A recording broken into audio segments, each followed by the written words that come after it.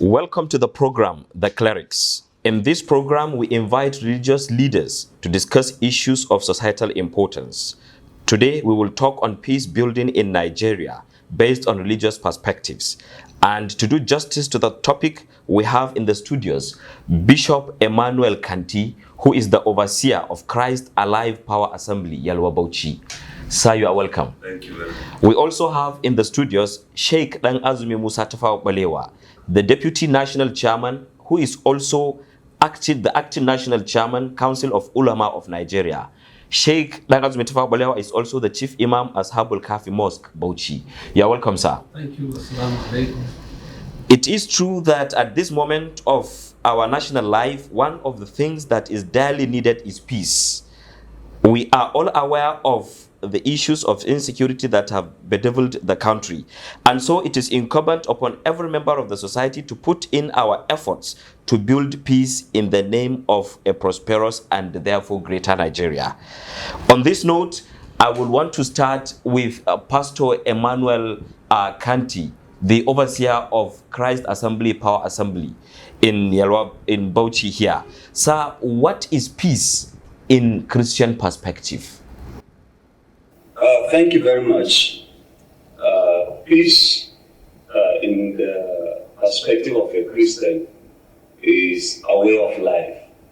Peace is a state of tranquility of the mind. It is a state of living at a very wonderful and a cordial way with your Maker and with human beings that you see. In the Christian perspective, the first thing a Christian is supposed to have is peace with his Maker. And then if you have peace with your Maker, you have peace with every human being on earth. You see, peace is a state free from war, free from violence, free from enmity, and any acts that betray the God's wills. Because God in the Holy Quran said, اليوم أكملت لكم دينكم وأتممت عليكم نعمتي ورضيت لكم الإسلام دينا. Today, when the message revealed to Adam, coming down to Noah, coming down to Abraham, coming down to Jesus, Musa and Jesus, coming to the last prophet Muhammad, God say, I have now perfected the religion, and I agreed for you. I have completed my favor to you. I have now allowed, I've chosen for you a code of life, that is Islam. Therefore, this code of life, this code of life called Islam.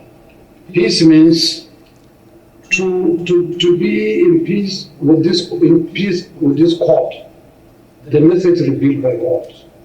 To live in peace with our Creator, to live in peace with the message revealed to the prophets, and also to have a state of understanding among the creatures, establishing good relationship between you, your humble self, between you and your Creator, between you and the society, and also between you and the environment. Therefore, peace means to consider yourself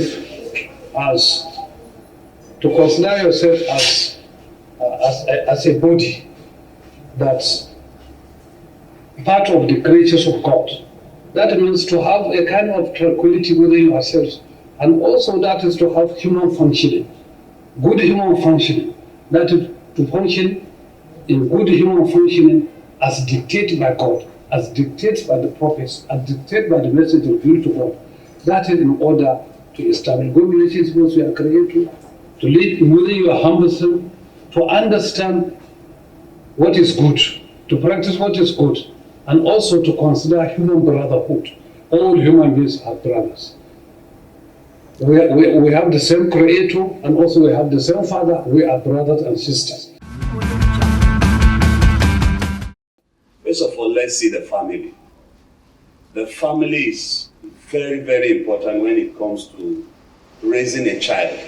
Everyone that has a child has a duty to train his child in the way that this child will be responsible in the society, will be peaceful with everyone, will respect the elderly. The African society is known, even before the advent of religion. It's known for culture. We respect the elderly ones. We are well taught to live at peace with each other. But along the line, we started, borrowing some cultures that are not ours. The foreign cultures that came in, and you could see the parental training became a problem. You cannot talk to your child again like you begin to see things from the European perspective, where you cannot talk to your child, you cannot scold your child. So many things came in, which is against our faith. For me, as a Christian, my Bible tells me, flog the child, beat the child, he will not die. He said, teach the child the way he grows, he will grow. And when he has grown, he will not depart from that. So, but somehow, we left our traditional way of handling children and even the religious way. Then you look at it family again, you discover that the parents themselves are not showing the children good examples. Some parents are very violent. You see them, fighting like cats and dogs within the house, and the child grows to see that. So it starts from the root. When your child grows at home and seeing the parents are living at peace with each other, that is what the child will learn. Then by the time the child moves into the church or goes to the mosque, or as a Christian, the church, we know we teach in the church about peace. One thing we know is that Jesus, we call him the Prince of Peace. In the book of Isaiah 9 verse 6, he's known as the Prince of Peace.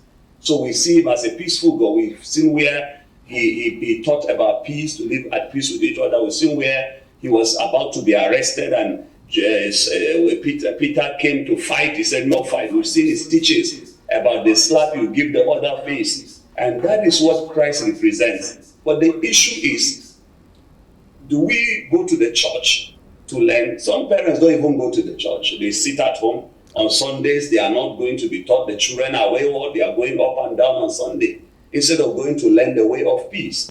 And then I will still say this, the church itself, which is the center of religious excellence.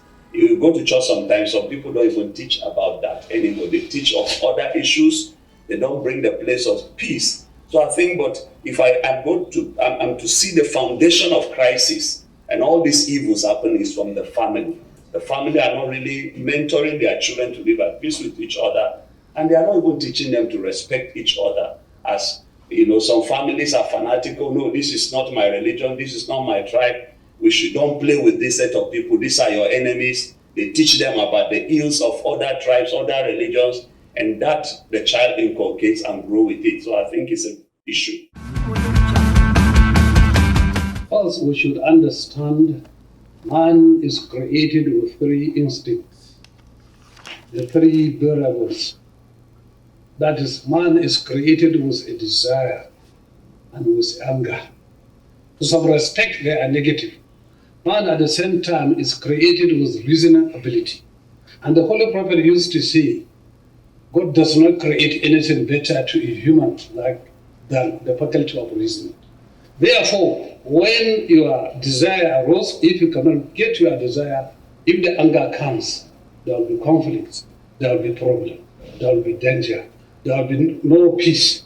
But if you use your reasoning ability, reasoning faculty to control your desire, to control your anger, then there will be an equilibrium. This is what is expected within a person. This is what is expected within the family. This is what is expected. That is, conflict is natural. It's natural to have conflict within yourself, within members of your family, between husband and wife, within the community, within the society, in the life and the community of the world. But how to manage the conflict, not to go to crisis level. When you reach crisis level, there is violence, there's lack of peace. So to manage the conflict, this is what is expected within a human person, what is expected within the family, to know how to do that. And also, the reason why we move from conflict to crisis is because of the manipulation in our society. Manipulation of religion, manipulation of ethnicity. Because the religion actually taught us to be compassion, taught us to be forgiveness, taught us to be honest, taught us religion to have human brother. All human beings are equal. The Holy Prophet says, all human beings are equal, just like the teeth of the comb. So, but notwithstanding, we have conflict. How we can manage the conflict? The problem is that when there is a political manipulation, the people use the political to get advantage. They use it, they exploit it to the religious conflict. So the same thing with the ethnicity. If this particular tribe A and tribe B could not get its desire, you invite the anger. It will manipulate the ethnicity, say, because I do not belong to a tribe number B or tribe number C, because I like tribe number A. So this is what we should learn, how to control our fashion, how to control our desire, how to control our anger, using reason and ability to be guided by the divine revelation revealed as a code of life in the Quran. So the code of life in the Quran taught us to be compassion, to have mercy, to have love for one another, to have love of your brother. And we are told in the Holy Quran, the same principles are taught by Prophet Jesus alayhi salam. So that these are the common thing, common fundamentals: forgiveness, compassion, love, honesty, human brotherhood, and also assistance. Service to humanity after service to the Creator. Okay, thank you very much. Like Sheikh just said, we have these political manipulations, and leadership is supposed to guide everything. After God, we have the human leadership that God has set for us to guide everything we do, from the political leadership down to the school leadership or whatsoever. Now, but when you look at what is going on today, you cannot even as a teacher in school, there are children you cannot correct. It will be a problem to you. The society that we used to know, if you schooled so many years ago, or maybe 2 decades back, you'll find out that there's discipline in school, there's moral instruction. When I went to school, there's what we do called moral instructions. And moral instruction, they will tell you about what to do and what not to do. It's not even about Christianity or Islam, but it agrees with our norms. They will correct. But today, nothing like that. Now, the teacher is not even allowed for the school of today. Now, no discipline. They thought flogging is the issue or so, but generally, there's no discipline. We are restricted. So some of our values are no more there. Now, when a child goes to school, I told you the problem is from the family. Maybe the child is not well trained from the family, comes into the school. It is expected that the school will have rules that will help mold the child. But you go to the school today again, there are a lot of moral decayers. Lecturers, haven't you seen where lecturers will be trying to sleep with a girl that entered the school? This one is going to cultism in order to get this, to get that. So you find out that the mixture of this evil will affect the whole system. But you ask a question, where are the people that are supposed to give instruction? Where are the leaders? So it comes to leadership. If we have good leadership where the wrong can be corrected, can be punished in the right way, then you find out that we begin to reduce these things. But when you begin to see the issue, you see that even the leaders are into that way of life. They are manipulating, you give your body for marks, and then a young man who is reading sees that he becomes violent. He will not respect the system anymore, and he will want to do anything he wants to do. So we really have to work on ourselves in the area of leadership, school leadership, and so on and so forth. There is leadership in 3 dimensions. Leadership within the family, leadership within the school setup, and leadership within the wider society. And there is a kind of a breakage or a kind of problems, especially in our society in Nigeria.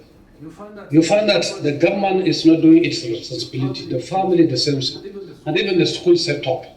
Because there is a prayer reported by Abdullah ibn Umar when he was asked to repeat one of the prayers he had the Holy Prophet used to do.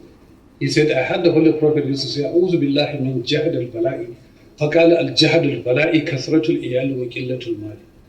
He said he had the Holy Prophet used to pray, oh God, protect me when entering into a calamity, great calamity. That calamity is, I don't like to have large family with small material, with small money.